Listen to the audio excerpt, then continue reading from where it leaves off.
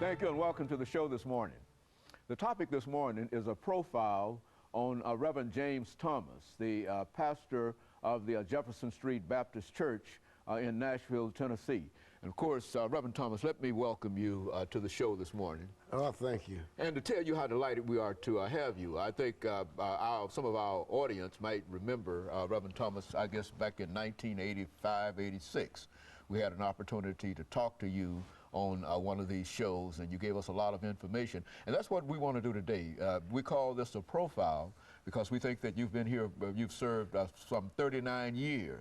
Yes. And it's just about time for somebody to inquire of you as to how all of this started and what eventually led you to where you are today. And let's talk about your background, your education, some of your experiences that eventually got you involved in some of the things that you're involved in. Well, I was born in Orange, Texas, 1940, and later moved to Beaumont, Texas. And I graduated from high school in Texas. And in 1964, I came to Nashville to go to American Baptist College, got into the movement, and I've been running ever since. Yes. And so you've been really involved in it ever since. And you've been real concerned, Reverend Thomas, in reference to the least of these. You've really had a career in Nashville, Tennessee. And how did that become? Well, I've had good people around me. Dr. Kelly Mills Smith, Dogan Williams, Andrew White. Those people nurtured me, and I've always been grateful to God for those lives. And so what made you decide to, when you established Jefferson Street Baptist Church, how did that happen? I was called to Jefferson Street. When you became involved in Jefferson Street. I was called to Jefferson Street in 1971. Okay. They were without a pastor, and they wanted somebody that couldn't preach well, so they called me. And I've been there ever since. They said if I ever learn how to preach, they're going to let me go. Let you go, and so you've been there ever since. Ever since. Very good. And we know that you are a great preacher, Reverend Thomas.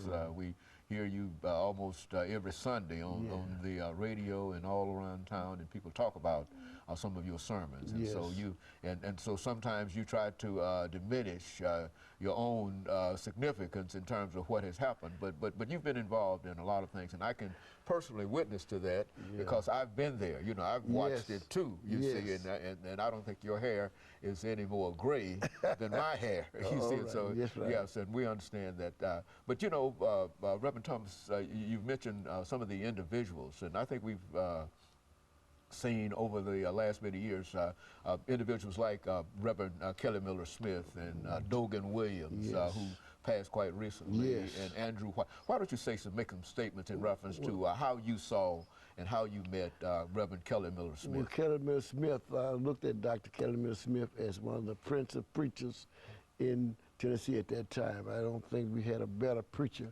than Kelly Miller Smith, who could mix and mingle with the high and the low. When Jimmy Carter was elected president, he sent for Jesse Jackson. And Jesse Jackson said to President Carter then, I can't come unless Kelly Miller Smith come with me. He said, because Kelly will interpret to you what I want to say. That's the kind of preacher Dr. Kelly Miller Smith was. Yes. And he was part of the movement here. Oh, yes. He was the movement. In fact, at that time, when we wanted some light, we had to look to First Baptist Capitol Hill.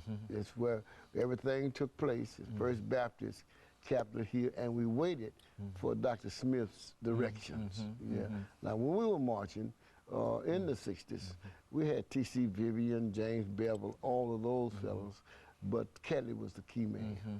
And so everybody, now, what was the relationship with Reverend Smith and Martin Luther King? I understand that Dr. King came to Nashville on a number of occasions. Oh, yeah, well, Kelly was the key man that could bring Dr.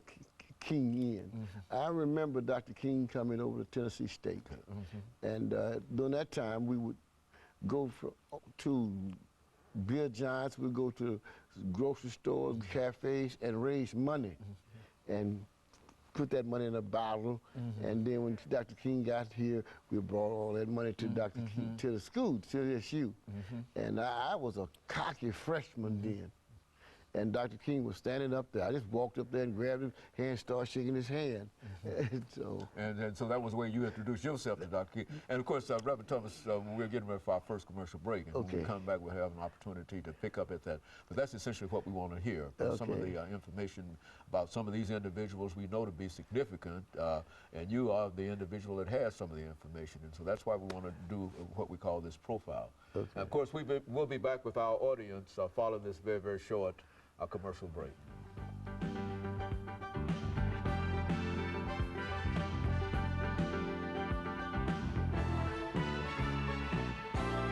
Second segment of the show for today,